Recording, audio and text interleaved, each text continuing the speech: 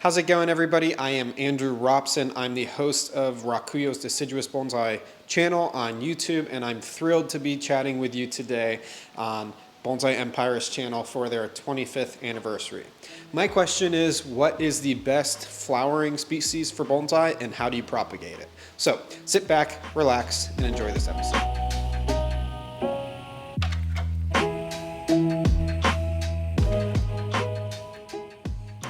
All right, so thank you to Oscar and Bonsai Empire for having me on. It's a pleasure to do this video celebrating the 25th anniversary of Bonsai Empire. I've been a fan of Bonsai Empire for a while and hope to see Bonsai Empire last and survive and thrive for another 25 years. So my question is, what is the best flowering tree for bonsai, and how do you propagate it?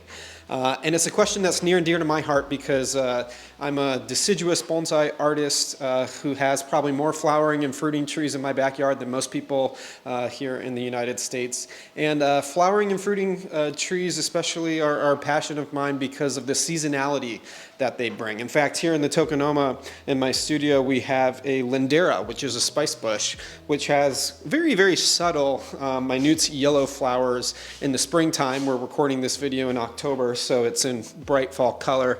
And not many things are flowering in the garden this time of year, but the flowering tree that I'm most known for and that I love is my favorite one. We're going to be coming back to that, but I'm going to give you two runners-up before I touch on my favorite flowering tree for deciduous bonsai. And the first runner-up is chochobai, which is a dwarf Japanese flowering quince. Chochobai is a wonderful plant for bonsai. It's a shrub, which gives you a very different aesthetic playground to work with when you're developing a design language of branching in bonsai. Because these are styled more in shrub form, you have a lot more character and gnarliness and uniqueness into the branches, almost a quirky type feeling. And so chochobai, on those really quirky, unique branches, put off either beautiful red or beautiful white flowers. And so they're fantastic plants for bonsai. You propagate a chochobai by root cutting most commonly, which is when you're repotting the tree, you take a really interesting root that has a lot of shape and character and movement. You pot that root about halfway up the soil, halfway into the soil, and from that exposed root that's sticking out of the soil, that generates new cutting material. So chochobai are pretty fun because you can propagate them during the repotting season from these root cuttings. I have a white chochobai here in the garden that is one of my oldest trees that I've worked on. I've been working for it for probably about 15 years. I took it to the Pacific Bonsai Expo last year and got to display it there. And that's just been a wonderful plant to showcase not only the beautiful white flowers that one has, but the design language of the shrub form, which doesn't often manifest itself in bonsai design. So I love chochobai for that reason. That's why that's my first runner-up for best flowering species. My second runner-up for best flowering species is wisteria. Wisteria bonsai are such wonderful plants. When a wisteria bonsai is flowering, there's nothing else that can compete with it. And we have several wisteria here in the garden that we're known for, both Chinese wisteria and Japanese wisteria. Now, Chinese wisteria is more common. We have several Chinese wisteria here that the flowers are about half as long as a Japanese wisteria, sometimes even a third as long. So they're a little bit more in scale for bonsai, but the intensity of the flowers, the incredibly strong perfume that they put off. There's nothing that can beat a wisteria when it's flowering. And wisteria are best found by kind of digging them up, kind of urban yamadori, going into a garden at your home or a friend's home who no longer wants their wisteria vine that's climbing over their arbor, seeing if you can find a big gnarly trunk at the base of that arbor and digging that up. That's how I've found the wisteria are the best to create the best genesis for good wisteria bonsai. And then finally, my number one answer for what is the best flowering species for deciduous bonsai, it has to be none other than the winter hazel Coralopsis spicata. Winter hazel is a tree that I'm known for. I won Pacific Bonsai Expo the first year with a big wisteria, big winter hazel that I'm quite famous for.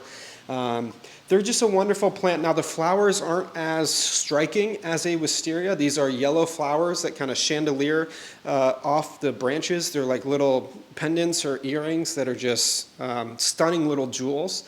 But this is my favorite flowering bonsai because it not only has beautiful flowers in the spring, in the winter it creates an incredible branch structure that we can really highlight interesting bonsai forms, whether that be a natural shrub style, a multi-trunk style, or single trunks.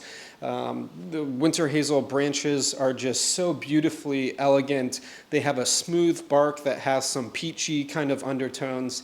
And also the buds are absolutely beautiful. They're purple and yellow and nice and bulbous a few months before flowering. So overall, just an incredibly beautiful plant. And really, really great one to use for bonsai because it's easy to use. It's predictable. It buds when you prune it back. You can defoliate them when they're young. They have a leaf that's a little on the large side, but a very different leaf shape than many other trees that we have in the deciduous bonsai garden. And a fun thing about the leaf is it actually repels water when you water it. So it's just a really unique plant to have around. It does have some traditional heritage being shown in almost every kokofu show in Japan. But it's just a wonderful plant. And one of the easier and better qualities of it is that it's easy to propagate. This is a tree that is best propagated by cutting or air layer, and it's incredibly easy. Even people who haven't had much propagation experience can often propagate a winter hazel quite easily. So if you can find one in a garden center, the species that we use most commonly for bonsai is Corylopsis spicata, or Spike's winter hazel. It has a great leaf, great flower, very predictable growth pattern and system, and it just works so beautifully for bonsai. We have several examples here in the garden. It's something that I always recommend, and I actually see it underrepresented in the bonsai community for how great of a plant it is. So I recommend you look into it in your bonsai practice at home. That's Corylopsis spicata, Spike's winter hazel. Best propagated in my experience by taking cuttings of it, which can be done at any point through the growing season, especially the spring and the summer. Air layers actually work quite easily on this plant as well. So I hope you enjoyed this episode. Thank you to Bonsai Empire for having me on. Congratulations on 25 years. If you're ever in Portland, Oregon, come by and visit Rakuyo Bonsai, where we specialize in creating, maintaining, and building beautiful deciduous bonsai. A lot of those are flowering species, and we hope to see you come through the garden at some point in your bonsai journey. Thanks for tuning in. I'm Andrew Robson, and we'll see you next time.